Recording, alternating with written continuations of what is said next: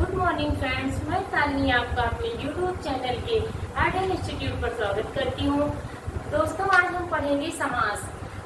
आज हम समास के बारे में थोड़ा सा बात करते हैं और ट्रिकी समास। तो वैसे समास तो हम बहुत पढ़े हैं, बहुत छोटी क्लास से पढ़ते चले आ रहे हैं समास, अब हम बड़े हो गए, लेकिन आज हम कुछ ट्रिकी समास पढ़ेंगे।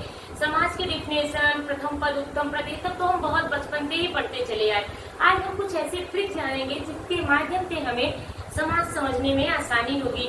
आजकल जितने भी कॉम्पिटेटिव एग्जाम है बच्चों, आपका हो गया यूपीएससी, यूपीपी हो गया, आरओ हो गया, एआरओ हो गया, एसटेट हो गया, सीटेट हो गया, यूपीटेट हो गया, जितने भी आरटेट हो गए, जितने भी टेट एग्जाम, सब में हिंदी आती है बच्चों। हिंदी के साथ साथ आपका समाज हर एक कॉम्पिटेटिव एग्जाम में आता है, इसके क्वेश्चन भी पूछे जाते हैं। तो आज हम एक ऐसी ट्रिक ध्यान में रखेंगे जिसके थ्रू हम बहुत आसानी से समाज को पहचान लेंगे। ये हम कह सकते हैं कि आज हम ट्रिकी समास पढ़ने चल रहे हैं। तो आइए हम चलते हैं समास के बारे में कुछ बात करते हैं। तो समास का मतलब होता है बच्चों सम धन आस, मतलब पास में दो या दो से अधिक शब्दों से मिलकर जब कोई नया शब्द बनता है तो उसे हम समास कहते हैं। मान लीजिए कोई आपसे पूछता है समास क्या होते हैं, तो हम कह सकते हैं दो या दो से अधिक पदों से मिलकर जब कोई नया शब्द बनता है, दो या दो से अधिक शब्दों से मिलकर जब कोई नया शब्द बनता है तो उसे हम क्या कहते हैं, समास कहते हैं। तो आइए हम समझते हैं समास के प्रकार।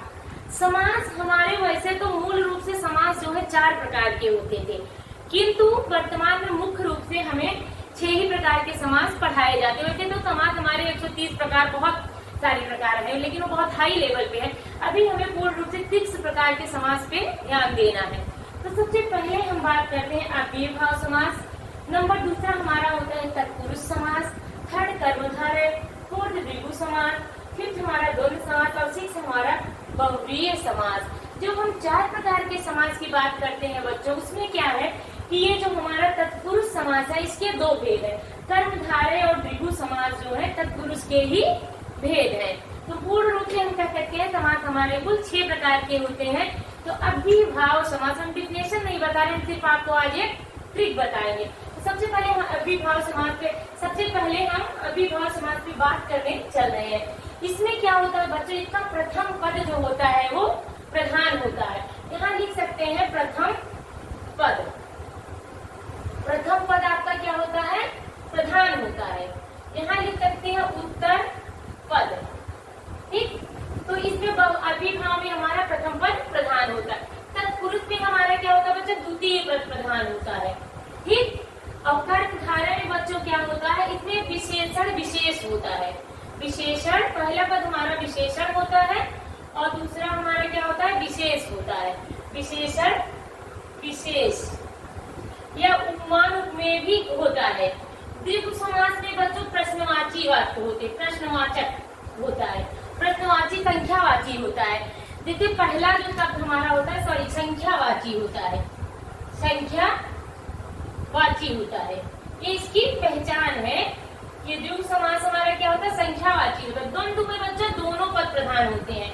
द्वंद्व समास में दोनों पद प्रधान होते हैं। इसमें जो पहला और आखिरी पद आएगा दोनों आपका प्रधान रहेगा। बहुव्रीहि में बच्चों क्या होता है, एक भी पद हमारा प्रधान नहीं होता है, क्योंकि इसमें कोई अन्य पद प्रधान होते हैं, अर्थात कह सकते हैं तीसरा पद प्रधान होता है। तो हम आज प्रथम पद प्रधान की बात तो हम कर चुके हैं कि किसमें कौन सा पद प्रधान होता है। अब हम इसके लिए एक छोटी सी ट्रिक अपनाते हैं, उस ट्रिक पे हम बात करते हैं। तो सबसे पहले हम लेते हैं अव्ययीभाव समास को समझने की ट्रिक।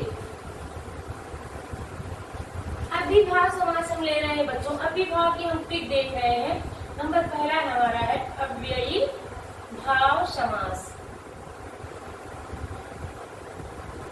इसमें क्या है बच्चों, इसकी पहचान करने के लिए जो एक ट्रिक है बच्चों, इसमें जो पहला, ये तो आप ध्यान रखिएगा कि इसमें जो पहला पद होता है इसमें उपसर्ग लगे हुए शब्द होते हैं। तो ये ट्रिक आपकी होगी उपसर्ग लगा हुआ शब्द, उपसर्ग लगा हुआ शब्द।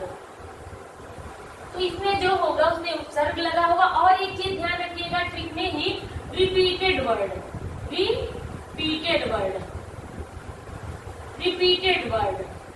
रिपीटेड वर्ड क्या होता है बच्चों, जो एक दो बार आ जाए। दोबारा जो शब्द होते हैं उन्हें हम रिपीटेड वर्ड कहते हैं। इस ट्रिक को आप जरूर ध्यान रखिएगा। एक एग्जाम्पल लेते हैं इसका। एग्जाम्पल में हो जाएगा जैसे यथा, यथाशक्ति। यथा हमारा क्या होगा, अव्यय। इसको आप उपसर्ग या अव्यय भी कह सकते हैं। पहला पद हमारा अव्यय होगा या उपसर्ग लगा हुआ होगा। यथाशक्ति प्रतिदिन, तो ये आपका क्या हो गया, प्रति उपसर्ग हो गया। प्रतिदिन प्रति उपसर्ग हो गया। आजन्म, आ उपसर्ग लगा है, आजन्म क्या हो गया, आजन्म। या हम कह सकते हैं रिपीटेड वर्ड का देख लेते हैं एक एग्जाम्पल। हाथों हाथ, हाथों हाथ। दिनों दिन, यह धन। दिनों दिन, रातों रात, रातों रात। दिनों दिन, दिनों दिन। ऐसे शब्द जब हमारे आएंगे तो हम समझ जाएंगे कि हमारे अव्ययभाव समास है। यथाशक्ति, प्रतिदिन, आजन्म, हाथों हाथ, रातों रात, दिनों दिन। ये रिपीटेड वर्ड हमारे हैं, ये हमारे उपसर्ग लगे हुए या अव्यय शब्द हैं। तो हमें आपको हमें लग रहा है कि अव्ययभाव समास समझ में आ गया वो। नेक्स्ट बच्चों हम पढ़ते हैं, हमारा नंबर दूसरा है तत्पुरुष समास। तत्पुरुष समास में क्या होता है बच्चों, इसकी पहचान करने के लिए सबसे जरूरी है आपको कारक चिन्हों को ध्यान में रखना। तत्पुरुष समास की ट्रिक है कि जो कारक चिन्ह है ने, से, ने, ते, का, की, का, के, की, से अलग, के द्वारा, से अलग, के द्वारा, में पर, जितने भी हमारे जो कारक चिन्ह है उसके शुरू के पहला और आखिरी छोड़ के समस्त कारक चिन्ह इसमें आते हैं। ये आपको याद करने की एक ट्रिक है। ने, पे, का, के, से अलग, के द्वारा, में पर। जब ये ट्रिक आपको पता रहेगा, जब हम समास का विग्रह करेंगे बच्चों, उस समय हमको ये पता चल जाएगा कि ये कौन सा समास है। जैसे कि एग्जाम्पल लेते हैं, राजपुरुष। राजपुरुष मतलब बच्चों इसका पुरुष पद प्रधान है, दूसरा पद प्रधान है। राजा का पुरुष, राजा का या राज्य का पुरुष कह सकते हैं। इनमें ताकि के कारक आ गया ना, राजा का पुरुष। या लिख सकते हैं हम अनाथालय, अनाथालय, अनाथों के लिए घर, अनाथालय। या लिख सकते हैं हम रसोई घर। ये भी आपका पुरुष का उदाहरण है, रसोई घर, रसोई के लिए, रसोई के लिए घर। जिसमें भी विग्रह करने पे हमारे कारक चिन्ह हमको मिल जाए, समझ जाइए तो हमारा तत्पुरुष समास है। इसके कुल 6 प्रकार होते हैं। कर्ता तत्पुरुष, कर्म तत्पुरुष, अधिकरण। सारे कारक लगा के आप इसको पहचान जाएंगे। नेक्स्ट हम चलते हैं नंबर 3 पे।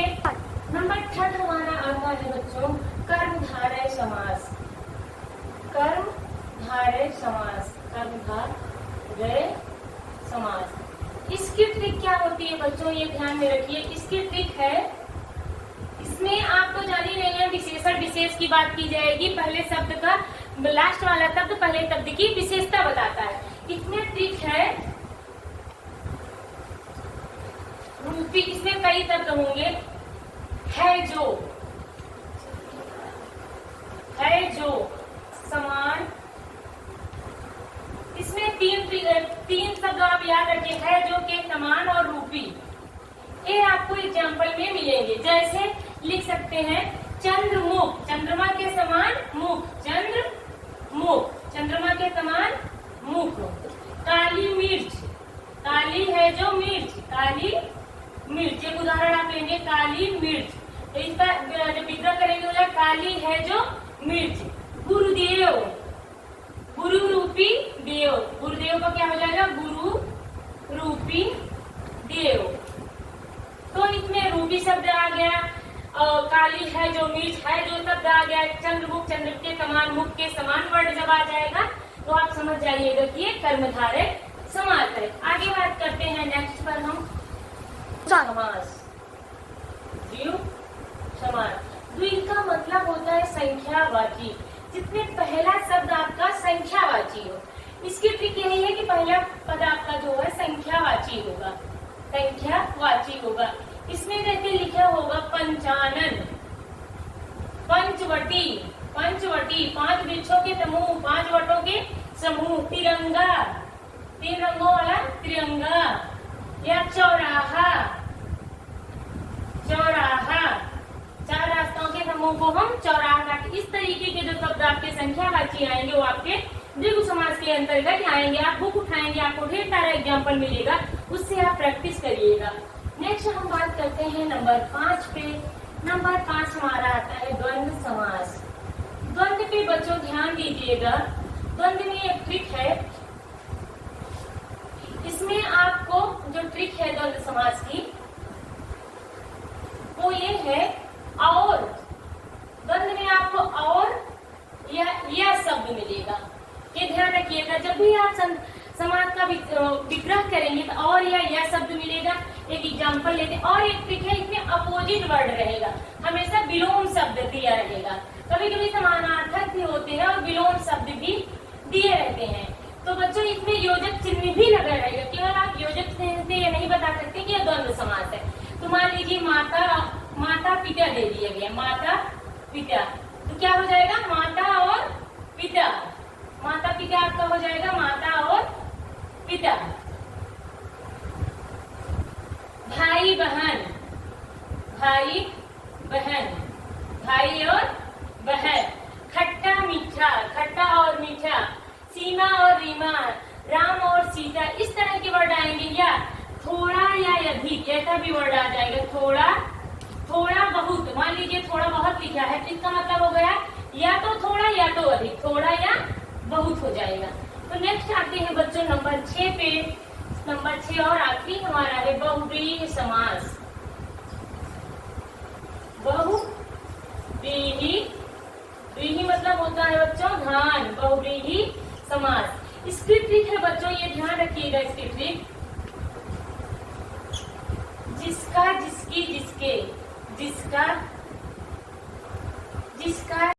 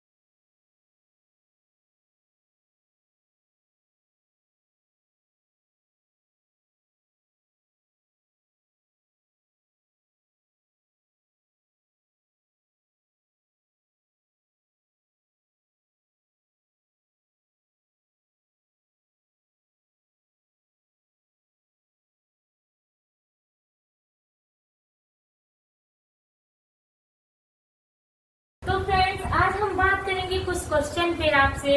अभी हम आप लोगों को समास पढ़ाए, अब समास में कुछ क्वेश्चन पूछते हैं। इन क्वेश्चन का आंसर आप बताइएगा क्या होता है। तो ये समास है, इसमें हमें पहचान करना है कि किस शब्द में कौन सा समास हमारा है। मान लीजिए आपको दे देता है पथभ्रष्ट, इसमें कौन सा समास है बच्चों? तत्पुरुष समास। कैसे? पथ से भ्रष्ट, तो हमें कारक हमें विभक्ति के रूप में मिल रहा है, इसलिए ये पथभ्रष्ट हमारा तत्पुरुष समास है। नेक्स्ट हम पढ़ते हैं तन मन धन। तन और मन और धन, ये हमारा कौन सा समास होगा? अभी हमने आपको ठीक बताया और या, तो ये हमारा हो जाएगा द्वंद्व समास। नेक्स्ट आते हैं गौशाला। गौ के लिए शाला, ये हमारा तत्पुरुष समास के लिए विभक्ति मिल रही है। निर्भर, नी उपसर्ग मिल रहा है हमें पहला शब्द, भी हमारा हो जाएगा अव्ययीभाव समास। नेक्स्ट हमारा आएगा प्रधानमंत्री। प्रधान है जो मंत्री, मंत्री क्या है? प्रधान है। किसकी विशेषता बताई जा रही है? मंत्री की विशेषता प्रधान के रूप में बताई जा रही है। फिर हमारा क्या हो जाएगा? कर्मधारय समास। नेक्स्ट हमारा है खट्टा मीठा। खट्टा मीठा कौन सा समास है बच्चों? द्वंद्व समास। इसमें द्वंद्व हो रहा है, एक अपोजिट दिया गया है हमारा खट्टा और मीठा, ये हमारा द्वंद्व समास। चौमासा, 4 मास, ये हमारा क्या हो जाएगा? द्विगु समास हो जाएगा। या कह सकते हैं कि पंचवटी, 5 वृक्षों का जो समूह है उसे हम पंचवटी कहते हैं। ये हमारा द्विगु समास है। नेक्स्ट आगे मिलते हैं। धन्यवाद।